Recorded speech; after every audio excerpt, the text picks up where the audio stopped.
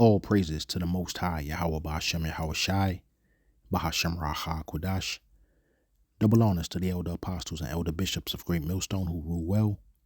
Peace and salutations to the hopeful elect, scattered throughout the four corners of the earth, laboring in His truth in all sincerity.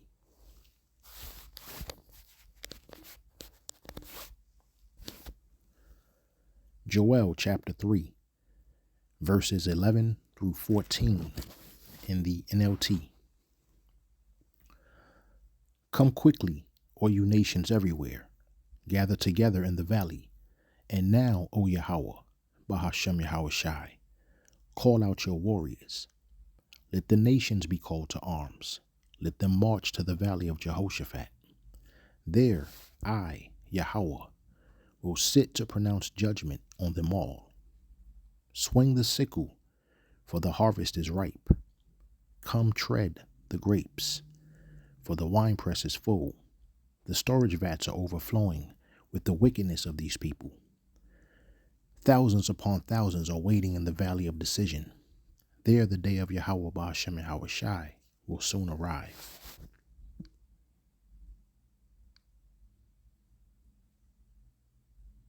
But Israel says these were intercontinental ballistic missiles that could hit Berlin, Paris, and Rome. Does NATO share that Israeli assessment?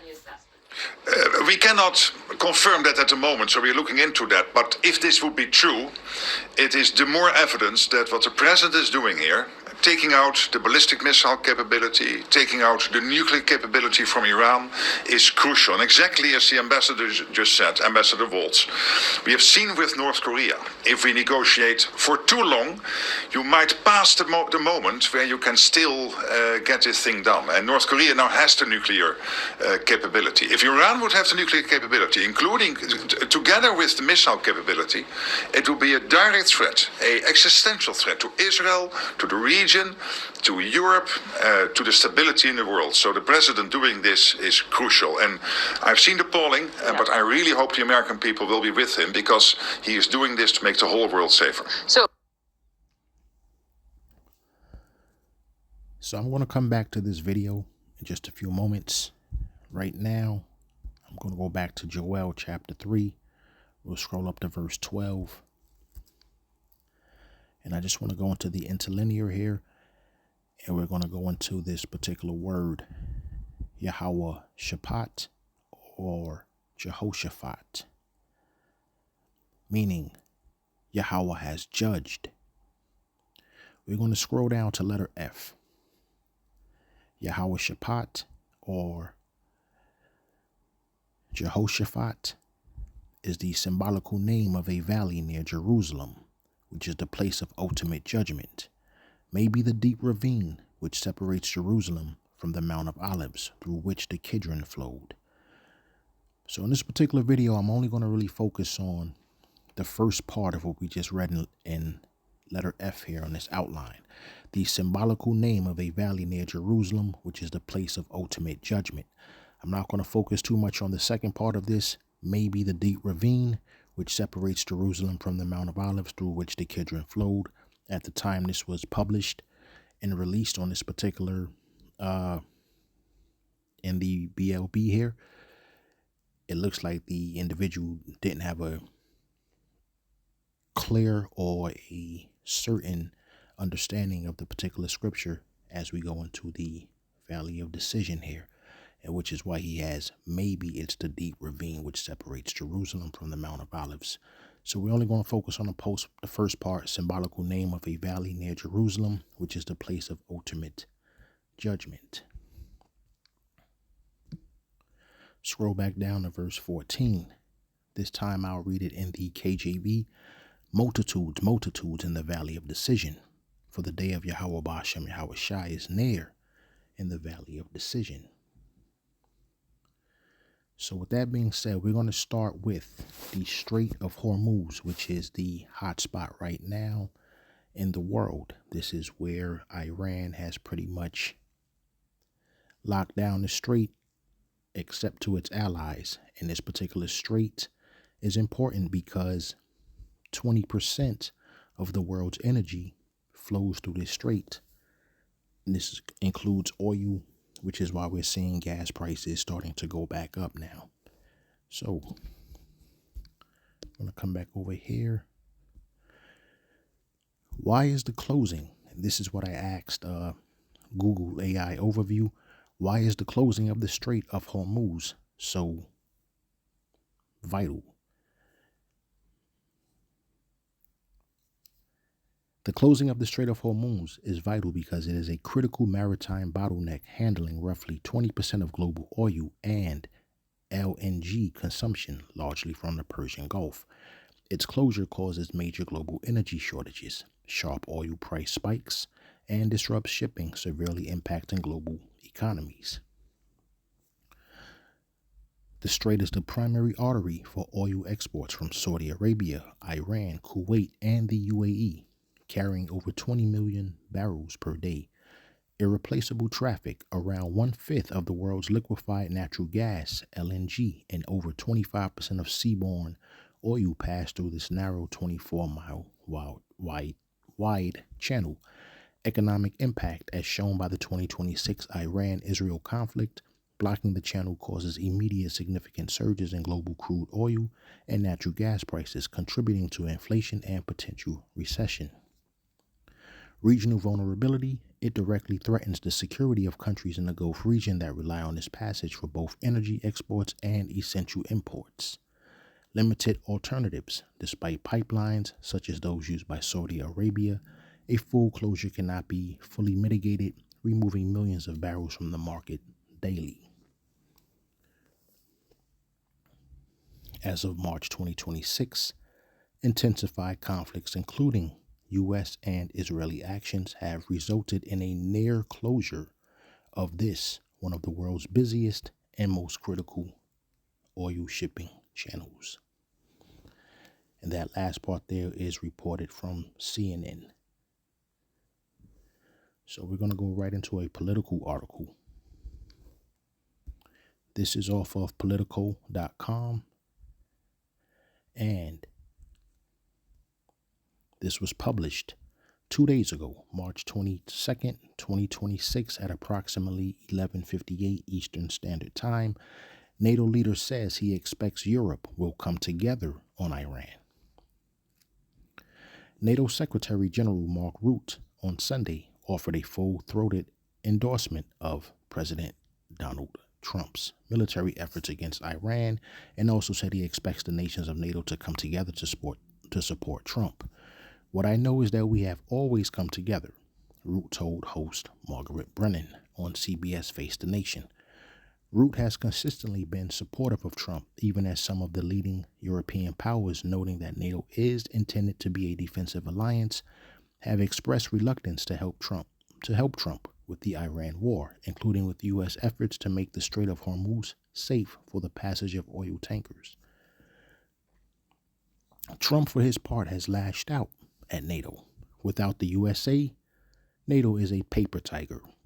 They don't want to join a fight to stop a nuclear-powered Iran, he wrote on Truth Social on Friday. Now that fight is militarily won, with very little danger for them. They complain about the high oil prices they are forced to pay, but don't want to help open the Strait of Hormuz, a simple military maneuver that is the single reason for the high oil prices. So easy for them to do with so little risk. Cowards, and we will remember. So we see the back and forth here with Nero and NATO, and Revelation 17 and 16 comes to mind here. And I'm just going to read 17 verses 16 through 18. Once again, this is Revelation 17 verses 16 through 18, and I'll read this in the NLT.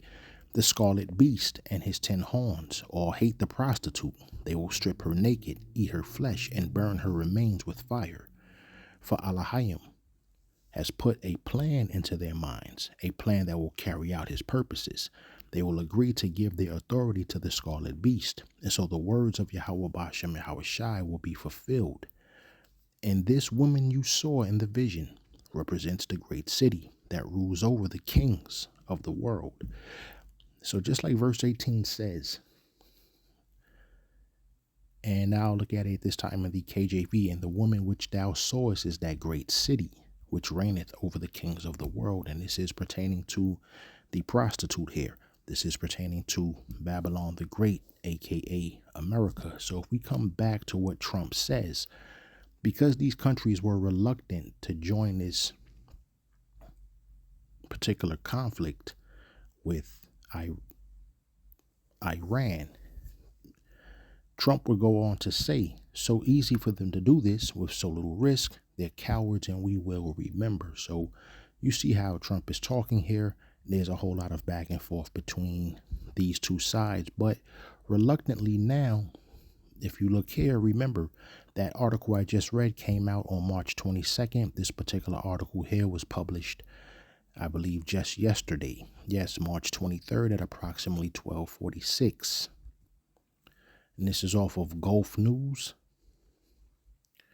22 countries join drive to ensure safe Hormuz passage amid Iran naval mine threats. This is coming out of NATO. At least 22 countries had joined an initiative to ensure safe navigation in the Hormuz Strait, according to the head of the North Atlantic Treaty Organization. I'm going to stop right there after the first paragraph real fast. So I asked Google AI Overview for a list of those 22 nations.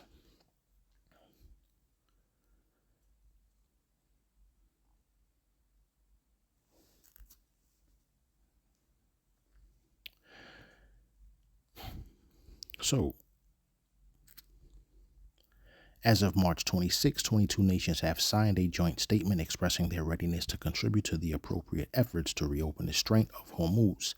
This collective action follows a de facto closure of the waterway by Iranian forces in early 2026. I'm just going to skip down to these 22 nations. The UK, France, Germany, Italy, Netherlands, Japan, Canada, Australia, UAE, Bahrain, South Korea, New Zealand, Denmark, Sweden, Norway, Finland, Czech Republic, Romania, Lithuania, Latvia, Estonia, and Slovenia. But the more recent developments here, as of March 23rd, the list of supporting nations reportedly grew to over 30, with additional countries like Portugal, Croatia, Bulgaria, and Panama signing the leader's statement. The UK's Royal Navy is expected to lead a specific Hormuz coalition focused on mine clearing and escort operations alongside the US and French navies. Diplomatic context: the international response aligns with UN Security Council Resolution 2817, which condemned Iranian interference with international shipping and called for an immediate halt to the attacks in the strait. So, we see that just a few days ago, or maybe I would say maybe about a week or two ago, these particular nations, especially the NATO nations, did not want to get involved. And all it took was for Nero to start, pretty much painting them into a corner and pretty much telling them, well, when you guys run into problems in the future, don't come calling us. In fact, how about we just leave NATO altogether and you guys now on your own, because Trump understands that without the U.S., these particular European nations don't stand a chance against Russia, China, North Korea, and so forth and so on. So I'm going to go back to this particular article that I was reading, starting from where I left off. Mark Rutte, Secretary General of NATO Military Alliance, revealed that 22 nations, including both NATO members and partners such as Japan, South Korea, Australia, and the Gulf states, have agreed to closely coordinate actions to ensure freedom of navigation in the narrow waterway. His remarks came amid tensions within the alliance after President Donald J. Nero criticized NATO allies for not doing enough to support U.S. operations, including securing shipping routes through Hormuz.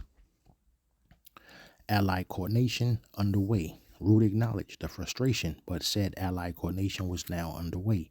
He noted that operational timelines remain under discussion, with military planners working on deployment details. One of the key questions is the when question, he said. And this is the video that we just saw. You see here, there is a Clash Report tweet Trump is doing this to make the whole world safer, and that's how that particular video ended.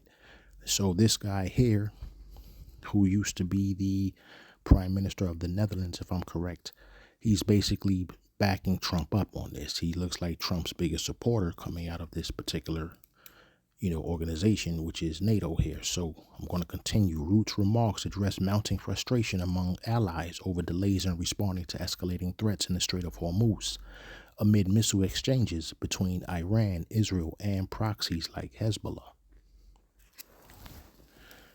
With the strait partially blocked by Iran in retaliation to Israeli strikes, global oil flows 20% of supply are choked, spiking prices and freight rates. Trump has demanded immediate reopening, threatening Iranian infrastructure, while Starmer pushes diplomacy. Allies are split. Some favor rapid naval escorts. Others declared escorts will only be made following a ceasefire declaration. Still, UK, France, Germany, Italy, Netherlands, and Canada signaled unity alongside Japan on keeping the strait open amid declarations by the Iranian regime to use the narrow strait as a lever.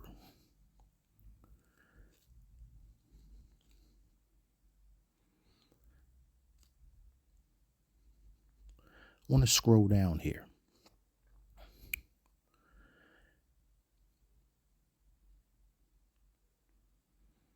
To this particular paragraph in all of this. So we understand now that there are up to 30 nations who are agreeing to go in here and do their part to help reopen the Strait of Hormuz, which is 20%, which, is responsible, which allows 20% of the world's oil and energy to pass through its waterways. So planners eye Article 4 consultations, potentially invoking Article 5 if Iran targets NATO assets, including the US-based military base in the Indian Ocean known as the Diego Garcia, which Iran reportedly tried to hit with a long-range missile. So the reason why that's important is because Article 5 of the NATO Collective Defense Clause, it basically says if you attack one member nation, then it's an attack on all of these nations, which is the NATO nations. But this attack has to occur within Europe, North America, and or Turkey. The funny thing with that is, let's look at this list one more time. So when we look at this list, I'm just going to slowly scroll through it. I want to make sure I didn't accidentally miss it. If you noticed, Turkey is not on this list. Turkey is a member nation. It is a NATO member nation. So the only way Article 5 can kick in is if Iran attacks Europe, North America, and or Turkey. Turkey is not on this list. Turkey, we do understand, they were never really too thrilled with, Israel's behavior. They're never thrilled with Israel's behavior. But this particular time around, they've been very vocal in that, Israel needs to fight their own battles. We're not helping Israel. We're not going to bomb Muslim nations on behalf of Israel. So Turkey has been pretty adamant about this. And if you've noticed here, once again, these are the 22 countries participating in this joint effort. Turkey is not on this list here. So I thought that was interesting. Turkey is not on this list. And the key to this whole thing is the attack has to happen in order for, Article 5 to kick in, and Iranian attack would have to occur within North America, Europe, or Turkey. Another thing to keep an eye on with this is the fact that ICE is now patrolling in all of these airports. So I understand that ICE is a federal agency that's used for people that are here illegally. We would refer to them as illegal immigrants or illegal aliens. But do not be surprised if ICE is patrolling these airports for something else. I don't think I've ever really been, since I've heard about this the past couple of days, I don't think I was ever too convinced that ICE is patrolling the airports, for people that's potentially, non-citizens. It just didn't make sense to me. So I'm thinking that this country has probably been tipped off. They've probably received some level of intelligence that there is an imminent threat of attack at one of these airports across the country. That is nothing definitive. That is nothing definite. I did not read that anywhere. This is just my own personal assessment. So do not quote me on that if that never happens. That's just how I'm seeing things, how I'm putting this together. So back to this Article 5 thing. If Iran were to attack one of those three countries that I mentioned, Europe, North America, or Turkey, technically, Article 5 would be activated, but it would still require some level of, some consensus among all 32 member nations for an actual retaliation. So just because Iran were to attack one of these particular places here, Europe, North America, or Turkey, then these particular 32 member nations of NATO, they would still have to kind of agree that, whatever attack it was, whatever level of attack it was, is it really worth a full on scale, all out war, I should say, or do you just pretty much let something like that, go and you just try to hit them hard with, sanctions, or, you try to talk tough to them and see if they'll, acquiesce to whatever you're telling them. But if they attack you, regardless of the level of the attack, that means, they're ready to bring it. So we'll see how this whole thing plays out. But keep that in mind about, if one of those three countries are attacked, technically speaking, Article 5 would already be activated. So keep that in mind with Europe, the US, and Turkey. And keep in mind that you're seeing ICE agents now patrolling US airports, supposedly on the lookout for illegal aliens. So, but, if you put all this together right now and you're really paying attention, you clearly see that, this is the least of the flock. This is the state of Israel. They're not even a member nation. They're not even a part of NATO, and you can see how basically here, all of these countries have now been drawn in. All of these countries here have basically been drawn in because this whole thing has everything to do with Israel trying to create what's known as Greater Israel. I'm gonna get into that a little bit later, but here you have almost an entire world war about to break out over a country that's not even, in a country that's not even a part of, these, the NATO member states. They're right here as the primary instigators of the whole thing, and so, they keep trying to hit people with this, Israel has a right to exist. Israel has a right to defend itself, that type of stuff. But, right about now, these guys are, they're pretty much out of control. And there's pretty much nothing Nero can do about it, So it just is what it is at this point, with Israel. And one day, this country is going to learn a valuable lesson, So with these 22 nations, well, actually 30 now that have reluctantly, some of them may have voluntarily done so, but most of these countries were very reluctant to get involved in this. We're basically seeing now this is the early stages of World War III.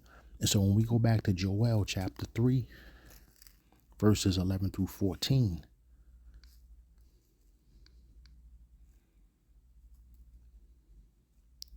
come quickly, O you nations everywhere, gather together in the valley.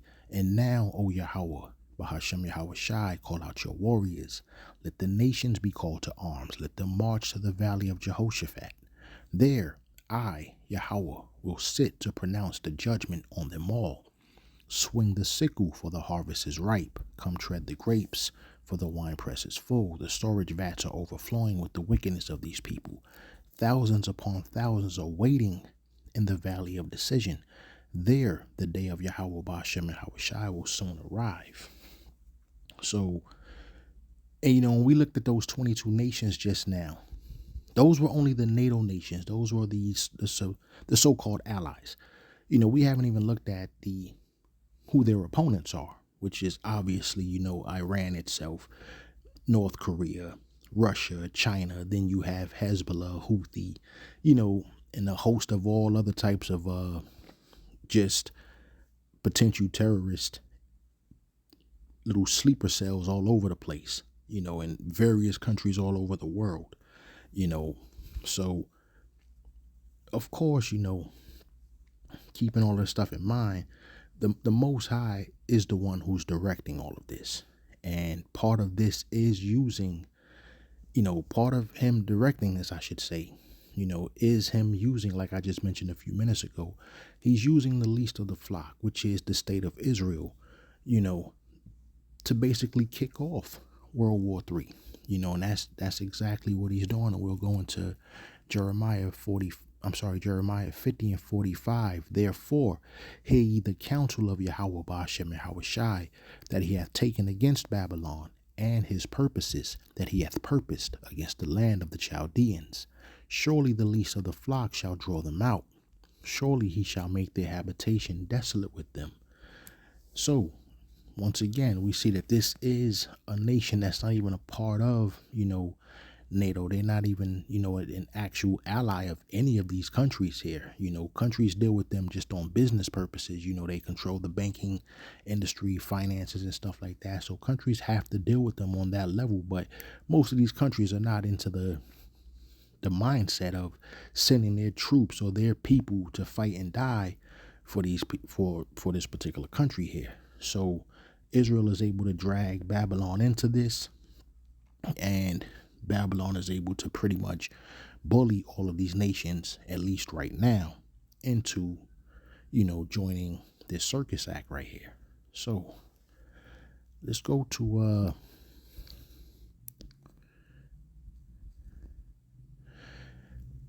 this is what Netanyahu says. The U.S. will not determine when this war ends, but the IDF, Israeli Defense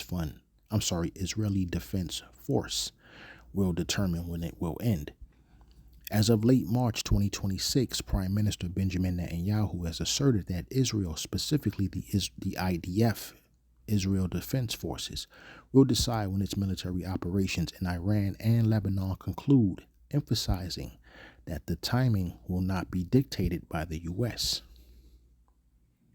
So that's all I'm going to read there. I'll read a little bit more. Strategic autonomy. Netanyahu has stressed that Israel intends to stay in control of its own military costs, regardless of external pressure or expectations. So it doesn't matter what, at this point, what Nero or any politician in this country, what they're saying, whatever propaganda gets put out there that's against this war and are pleading with, this country's commander-in-chief to pull its forces out of it. As long as Netanyahu is basically stating, it doesn't matter what they do, we're going to continue to do this, because he knows that however he escalates this, it's going to drag the U.S. back into it anyway. So at this particular point, he really doesn't care what, the U.S. right now can tell the state of Israel, we're getting the hell out of here. And all Netanyahu is going to do is escalate it much worse than anything you can imagine. That's just what he is. That's what he is doing. Like I said, this is all because they're trying to, establish what's known as Greater Israel, the objectives over time frame. Netanyahu has noticed that the war aims must be achieved rather than conforming to a preset schedule. I think I skipped continuation of strikes. Despite discussions of potential negotiations, Netanyahu stated in March 2026 that Israel will continue its strikes on Iranian and Lebanese targets to dismantle missile and nuclear capabilities. So yeah, that's just what I was stating. No matter how much Trump gets in front of the cameras and say, hey, we're making huge strides here. I think I can strike a deal with these dudes. It doesn't matter because, like you see right here, the continuation of strikes despite discussions of potential negotiations. Netanyahu stated in March 2026 that Israel will continue its strikes on Iranian and Lebanese targets to dismantle missile and nuclear capabilities. That's the reason that they're putting out there. Oh, it's to dismantle their missile and nuclear capabilities. But like I said, this is all for what's known as Greater Israel. Relationship with the U.S. while navigating high-level talks with the U.S. administration, Netanyahu has maintained that the IDF's achievements are being leveraged, but Israel will safeguard its vital interests in any scenario. This rhetoric mirrors previous statements made during conflicts where Netanyahu reiterated that Israel would not accept ultimatums and would stand alone if necessary. So the state of Israel is essentially telling Nero, I don't care what deals or ceasefire agreements you're trying to strike with Iran. We don't care how much pressure NATO is putting on you. We don't care how high your gas prices go or how many people in that particular region of the Middle East will be affected if Iran follows through with their threats to cut off, the Red Sea cables or, and that's another thing. Iran threatened to cut the Red Sea cables. If they was to do that, that's roughly 17%, anywhere between 17 to 25% of the global internet traffic. So, and that's just between Asia, Europe, and Africa. So that would obviously affect, communication, the world's economy, would take a hit. But, the least of the flock, the state of Israel, they don't care about any of that. He's been pushing for this war. That's Netanyahu now. He's been pushing for this war with Iran, for well over 30 years. And I came across a nice little video compilation here. And this is actually him throughout the past 3 or so decades, where he's actually making the case of why we need to go to war with Iran. But he's using the same excuse for well over 30 years. So let's take a listen to this. Everywhere. Iran has never given up its quest for nuclear weapons and the missiles to deliver them. ساعت الان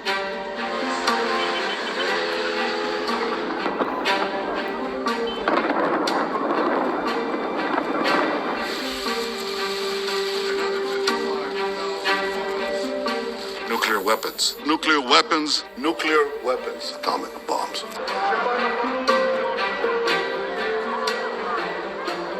Israel scrupulously abides by its commitments to the United States regarding weapons transfer.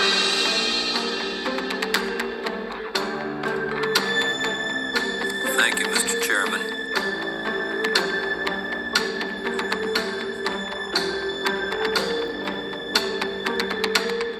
Are there any other nations that you would recommend that the United States launch preemptive attacks upon at this point? The two nations that are vying, competing with each other, who will be the first to achieve nuclear weapons, is Iraq and Iran.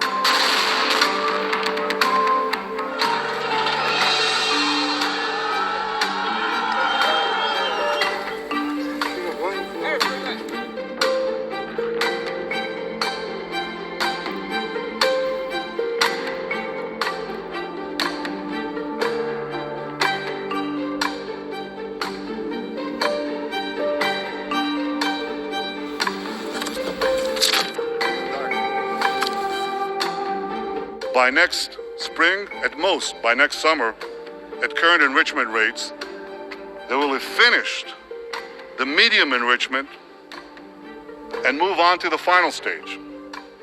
From there, it's only a few months, possibly a few weeks, before they get enough enriched uranium for the first bomb.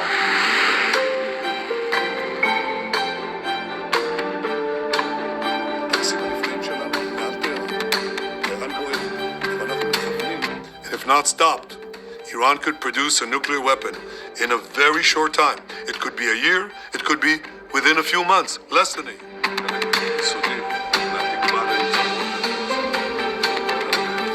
Iran lies. Big time.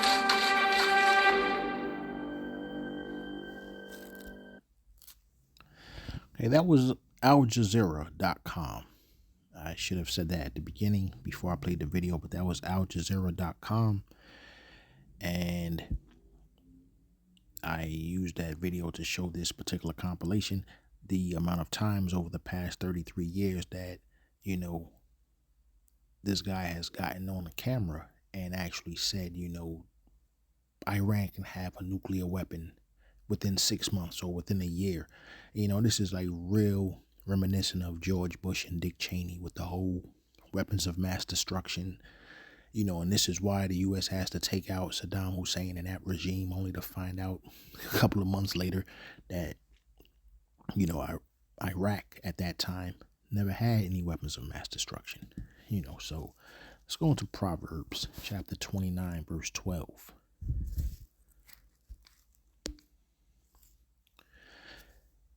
If a ruler hearken to lies, all his servants are wicked. NLT reads as, if a ruler pays attention to liars, all his advisors. If a ruler pays attention to liars, all his advisors will be wicked. And so that's Nero. Nero he's hearkening to these lies. He's feeding right into it, just like I mentioned about Bush and Cheney all those years ago, back around between the 2000 to 2008, those two terms. People, you had world leaders and a lot of politicians in this country, they were all feeding that lie. Now, of course, there was a lot of pushback and some, people resisting it, but, this is what this country does. And you're going to also see, and when I start showing the map here in a quick second, that this whole thing, what they did to Iraq with the weapons of mass destruction was basically to push Iraq, get them out the way, weaken them enough to where they're basically a non-factor now in the world. So, and this is all going to go into this greater Israel thing where I'm about to show in just a few moments here. But I also want to go into Proverbs 29 and 14. If a king judges the poor fairly, his throne will last forever. And this is pretty much why, Amalek is about to fall. They don't judge fairly. That throne is not going to last forever. And when Babylon and the state of Israel fall, we're going to get a righteous kingdom in which that throne will be established forever.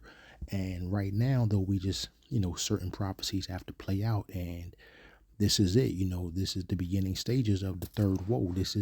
We are basically in the third woe right now. So at this point, all it can really do is escalate. It's not going to get, it's not going to calm down any, there may be a brief period here or there where, there may be some talks or discussions or negotiations, but right about now, the way the state of Israel is playing, they don't have any intentions of allowing this thing to really die down, so, and this is why this wicked kingdom as well as the state of Israel are on its last legs now. Babylon has been dragged into this war at the behest of a lying, deceiving ruler and regime, because it's Netanyahu and his military force, the IDF, so, and it's all for their benefit, for the state of Israel's benefit. And then of course you have the bankers, you have those who are going to profit because they're going to fund both sides of this particular war here, just like they've always had. So, but, when you look at the state of Israel, they would have the world believe that they are the Most High's chosen people, the apple of his eye, his special possession, all the while they're lying and dragging this particular country as well as other countries into World War III, basically to carry out their plans, so, and once again, that plan is establishing what's known as, Greater Israel. So as we approach the second Exodus, we can use the first Exodus as a reference point, so you can use, one that which was then is now, just as the true Israelites were in captivity.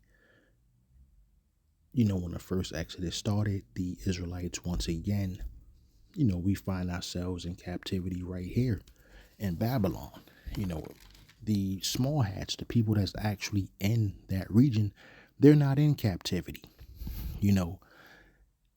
So if that which was then is now, you know, everything that happened back then is happening right now. It's just going to be in a more spectacular fashion. Everything is going to be, you know, much greater. You know, the stories that we've read in the scriptures are not going to really compare to what we are about to see, what we are going to witness, you know, upon the return of Hamashiach Yahushai. So let's look at Ecclesiastes 3 and 15 real fast. I'll read this both in the KJV and the NLT. That which hath been is now, and that which is to be hath already been, and Elohim requireth that which is past. NLT, what is happening now has happened before, and what will happen in the future has happened before, because Elohim makes the same things happen over and over. You know, so we see that, and we can understand, you know, that what we went through back during the time of Moses will replay itself. But like I said, but this time it's going to be in a more spectacular fashion, you know, with our Father, that's Abba Nawa, Yahweh, you know, and he is going to send his son, that is the Messiah, Hamashiach Yahushai, and we are going to be delivered. That is going to be the second Exodus. So just like the scripture says, what is happening now has happened before, and what will happen in the future has happened before, because Elohim makes the same things happen over and over. You know, what we're seeing right now, though, with the state of Israel, this is just pure wickedness. You know, they're trying to have the world believe that with the land that they're currently occupying and governing and controlling the narrative through media, you know, they're controlling the banking institutions along with their military and their nuclear arsenal. You know, they'll sit there and really try to have the world believing that they are the ones who are being oppressed, you know, so somehow, you know, they're the ones who are threatened, you know, and this is the reason for their aggression. You know, the state of Israel has a right to exist. You know, it has a right to defend itself, you know, so this is what they do, and this is how they constantly work. This is how they've always operated. Play the victim, but be the aggressor. You know, and that's completely opposite of what Exodus 14 and 14 says. Yahweh Ba'ashem Yahweh Shai will fight for you, and ye shall hold your peace. NLT says Yahweh Ba'ashem Yahweh Shai will fight for you. Just stay calm. And that's the exact opposite of what these dudes are doing right now, which is just even further more proof where you can see that they just simply are not the people. These scriptures do not pertain to them. They are not, unless you're talking about the wicked, you know, they are not the apple of the Most High's eye. You know, they are not that. You know, they are the wicked. They do everything completely opposite of what the scriptures say. So, you know, like I say, you know, they're not holding their peace the way Exodus 14 and 14 says. Yahweh shall fight for you, and ye shall hold your peace. They're not holding their peace. You know, they're the aggressors here. You know, so this, like I said, this is just more indisputable proof that these are not the people, and the prophecies of, you know, inheriting the kingdom don't pertain to them. You know, they're taking it upon themselves to create this greater Israel, you know, on their terms. So what we're seeing now basically goes back 37 years. You know, if you remember an individual by the name of, this is their rabbi, you know, Menachem Schneerson, you know, so matter of fact, I'll just play this video. There's no need to really try to elaborate on it because it's quite obvious here, you know, so I'm just going to play this real fast.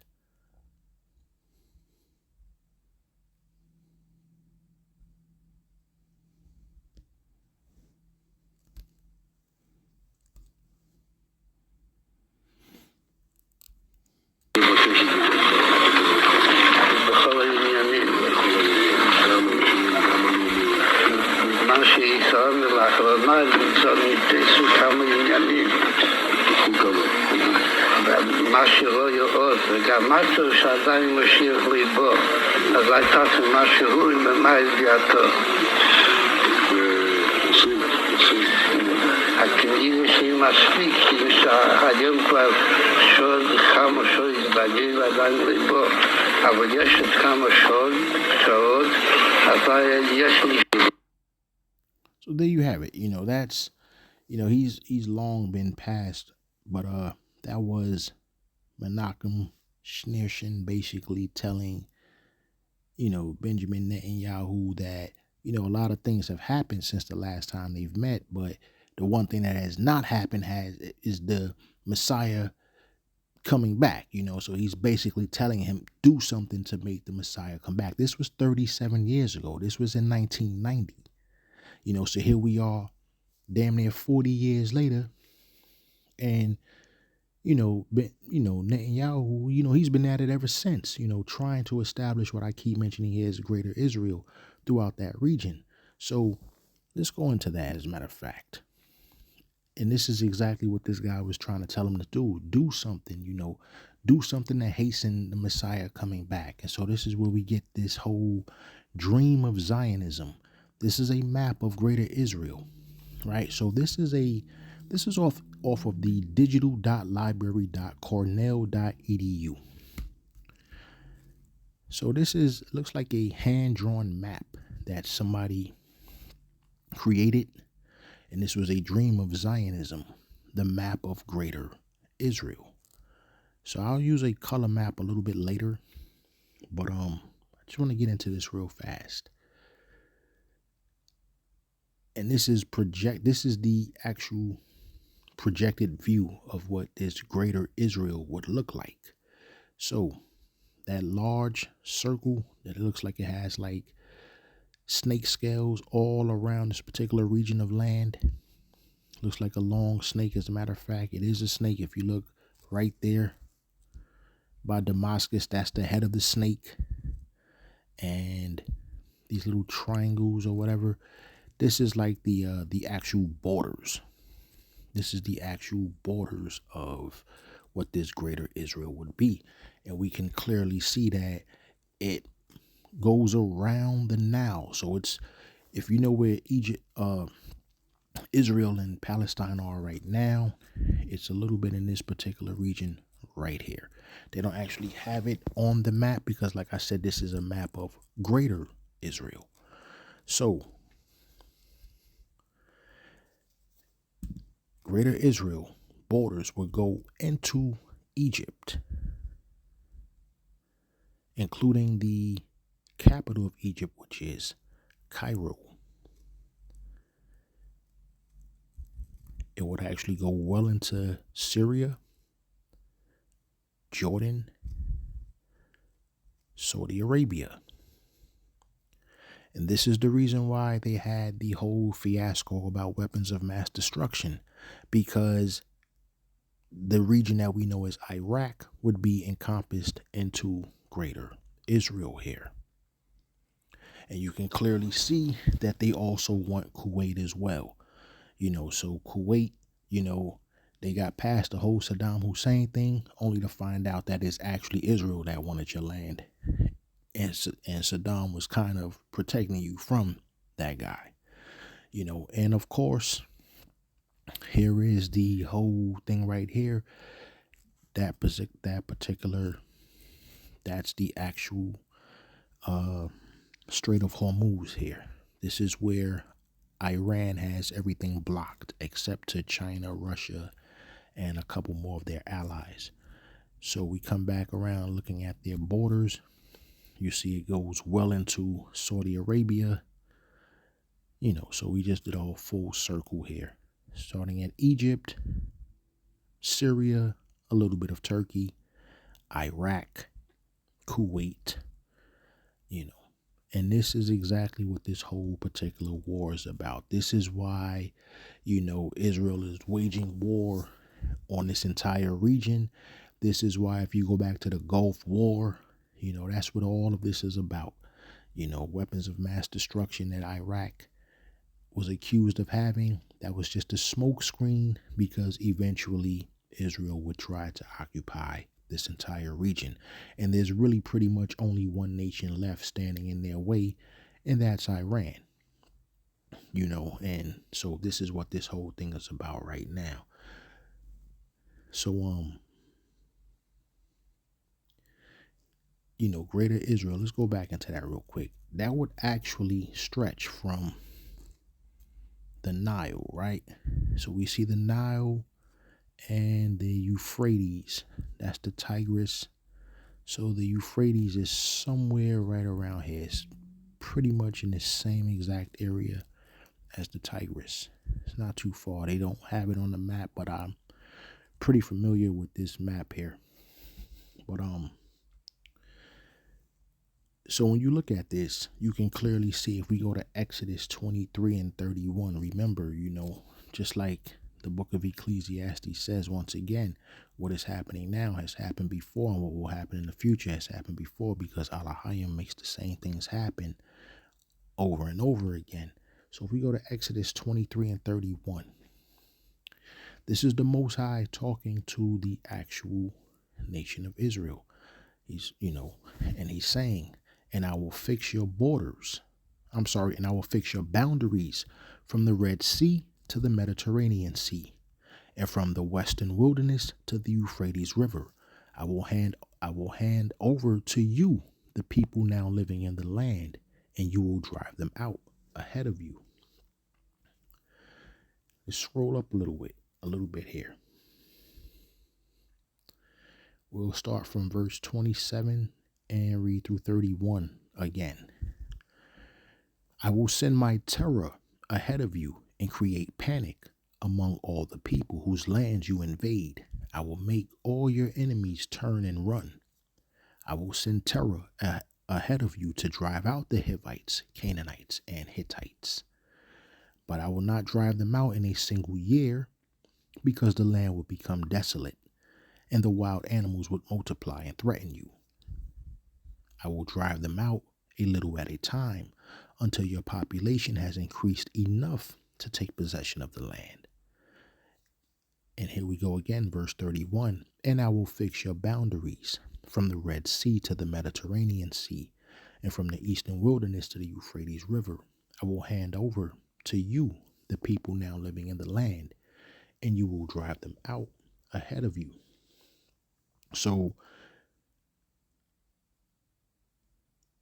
if you actually look at this scripture, it completely tells you, and you keep in mind what's happening with what we've read now twice in Ecclesiastes 3 and 15, right? Where it says, scroll back up, verse 27. I will send my terror ahead of you and create panic among all the people whose lands you invade. I will make all your enemies turn and run. All you have to do is look at what's happening with Iran and understand that Iran is not turning and running. So like I said, this is just all the more proof that, the Most High is not dealing with, the small hats like that. He's not, every single thing that they're trying to do is what they are doing because they are wicked. Nothing that they're doing lines up with biblical prophecy, unless you're talking about what the wicked are going to be doing, as it pertains to biblical prophecy. But in terms of them being, who this book is about, or who this book, pertains to, it's not them. They are not the people. And it's once you start reading and understanding, it's clear as day that they are imposters. So they're basically taking it upon themselves to try to establish these boundaries. So never mind the fact that verse 23. Let's go back up to verse 23. As a matter of fact, verse 23, for my angel will go before you and bring you into the land. So that's not how they got into the land. They got into the land by the Balfour Declaration. So, just every single thing that they do is contrary to what the scriptures say. And we know that during the second Exodus, the Most High is going to put us back into the land. He's going to gather us from the four corners of the earth and now whatever captivities that we find ourselves in, and he's going to put us back into the land himself. So remember, as we read Exodus, like I mentioned, we read Ecclesiastes 3 and 15, that the Most High keeps making everything happen over and over. It's basically a rehearsal, a rehearsal for the final act in which Hamashiach Yahushai ultimately being sent by the Most High Yahweh to deliver us from our enemies and put us back into the land. It's a really nice story. It's a really nice script. And we are here right now. This is it. So we're just right here at the, just a couple more, prophecies. Obviously, we do have the mark of the beast, which is Revelation chapter 13. And we also do have, World War III has to play out. Oh, can't forget about Jacob's trouble as well. So we'll go back to this map, though. So once again, in this particular map, we see that Greater Israel includes all of modern-day Israel and Palestine, Syria, Lebanon, which is a little south of Syria, Jordan, Iraq, Saudi Arabia, Egypt, so. And, this also goes back to Genesis chapter 15. We could start at verse 13, Then Yahweh Ba'ashem Yahushai said to Abram, you can be sure that your descendants will be strangers in a foreign land where they will be oppressed as slaves for 400 years. And obviously none of this applies to the Ish people, so we scroll down to verse 18. And back to verse 13 for a second here. The Israelites were in captivity in ancient Egypt for 430 years. So if you do the math right now, the transatlantic slave trade started in 1619. 2019 is 400 years. From 2019 to about 2026, we're looking at roughly 406, 407 years. So you got to keep in mind that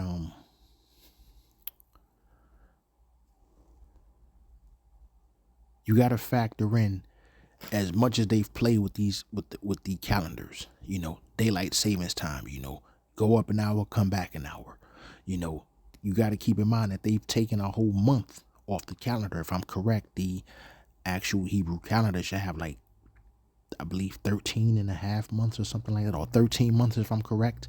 So we've been dealing with a 12-month calendar.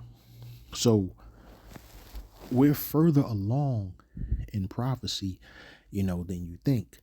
Even when you look at an actual map in Israel, if I'm correct, they're in the year 5785 or something like that. So we know that these are 6,000 year cycles, but none of our man-made calendars down here are correct.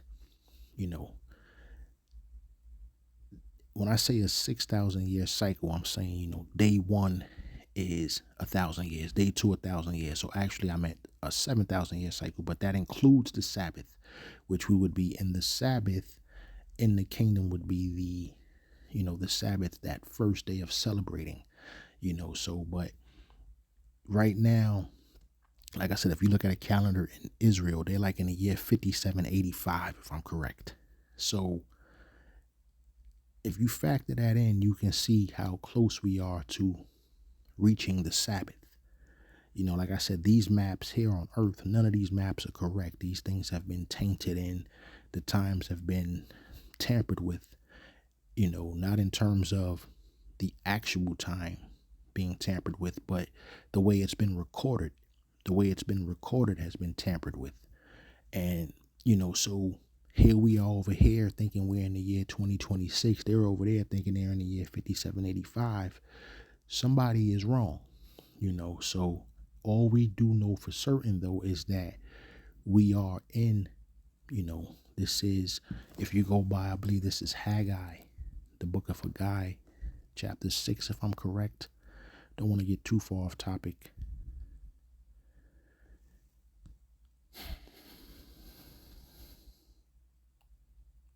believe it's Haggai. Let me see something. No, it's not that. Hosea.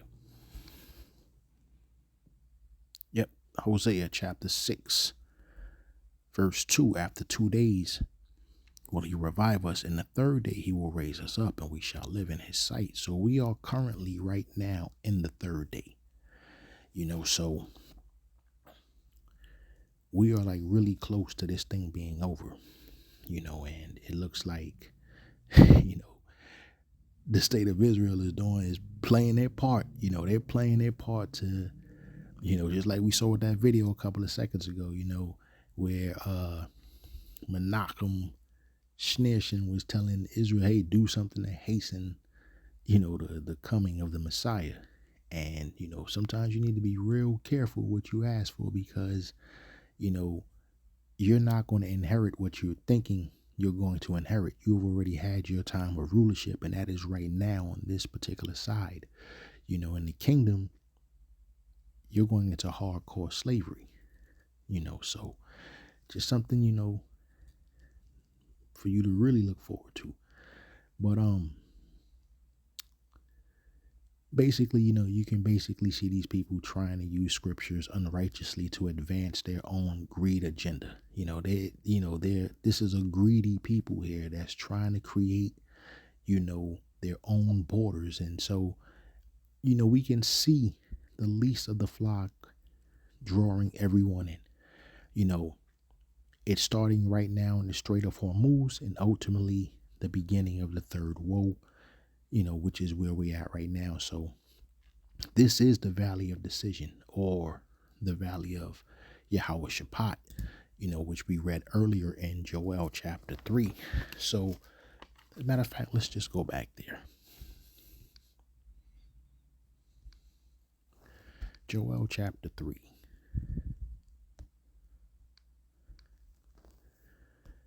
I'm going to scroll back down to verse 12.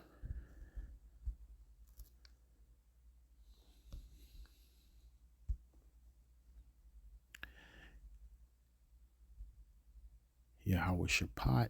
Once again, this is the symbolic name of a valley near Jerusalem, which is the place of ultimate judgment. So, pay attention where he says this is a symbolic name of a valley near Jerusalem. So,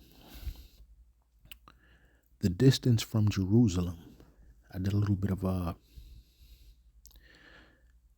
searching earlier, and come to find out that the distance from Jerusalem to the Strait of Hormuz is roughly 1,180 miles to 1,300 miles, depending on whatever route you take.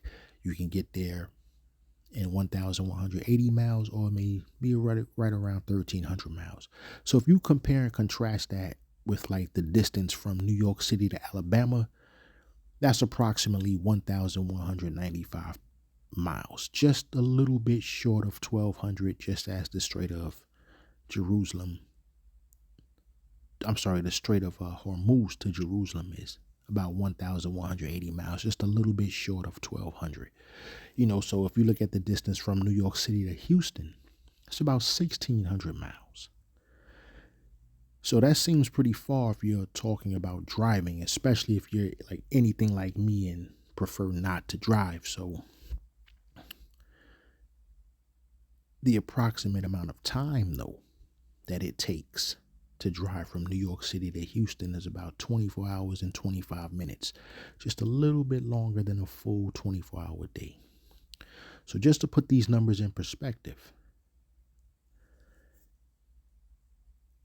if we're talking about a missile from New York City to Houston,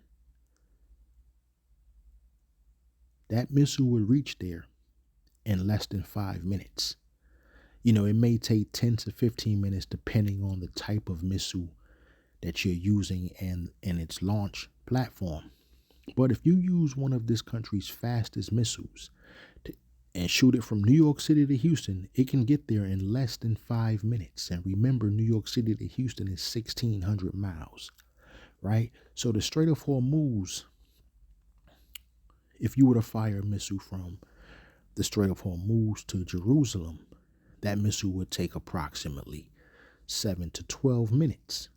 A hyper,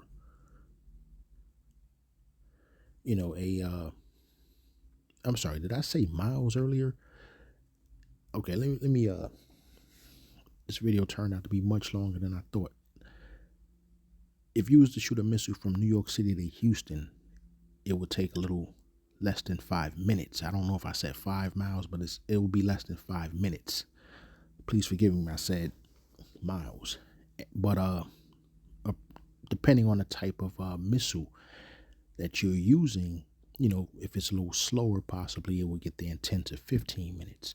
So if you're looking at the Strait of Hormuz, from firing a missile from the Strait of Hormuz to Jerusalem, that would take approximately 7 to 12 minutes.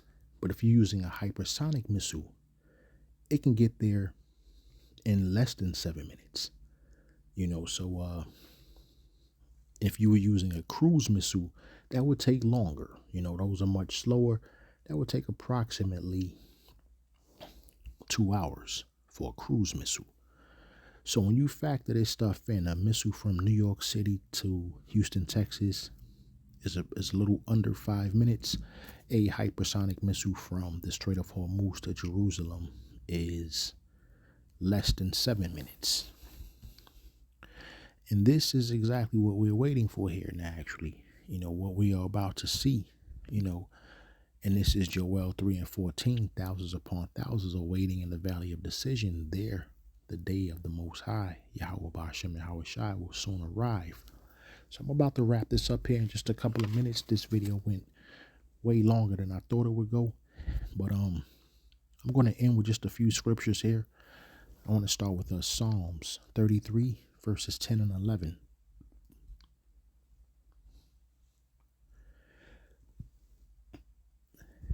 Yahweh Ba'ashem Yahweh Shai frustrates the plans of the nations and thwarts all their schemes. But Yahweh Ba'ashem Yahweh Shai's plans stand firm forever. His intentions can never be shaken. So let's go back to Joel 3, but I want to scroll up to verse 2, because Psalms chapter 33, verse 11 stated, but Yahweh Ba'ashem Yahweh Shai's plans stand forever. His intentions can never be shaken. So when we come here to verse 2 in Joel chapter 3, I will gather the armies of the world into the valley of Yahweh Shaphat. There I will judge them for harming my people, my special possession, for scattering my people among the nations, and for dividing up my land. They threw dice to decide which of my people would be their slaves. They traded boys to obtain prostitutes and sold girls for enough wine to get drunk. So we can clearly see, going back to verse 33 in Psalms 33, verse 11, these are the Most High's plans, and his plans stand forever. His intentions can never be shaken. Verse 12, what joy for the nation whose power is Yahweh Ba'ashem Yahweh Shai, whose people he has chosen as his inheritance. So just reading these scriptures, we can clearly see that, the Most High is not saving all nations. He's not, all the nations, there is going to be a benefit to all nations. They're going to be in the kingdom, and as long as they're following the law, statutes, and commandments, they're doing what they're supposed to do. The kingdom is going to be, a beautiful thing for them. So it's going to be a hell of a lot better than this shit that we're in right now, so that's one way to look at it here. So let's also go to Jeremiah. I want to go to Jeremiah, verse 29.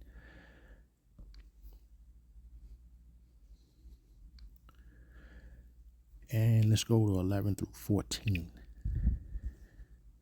For I know the plans I have for you, says Yahweh, Ba'ashem Yahweh Shai. They are plans for good and not for disaster, to give you a future and a hope. In those days when you pray, I will listen. If you look for me wholeheartedly, you will find me. I will be found by you, says Yahweh Ba'ashem Yahweh Shai.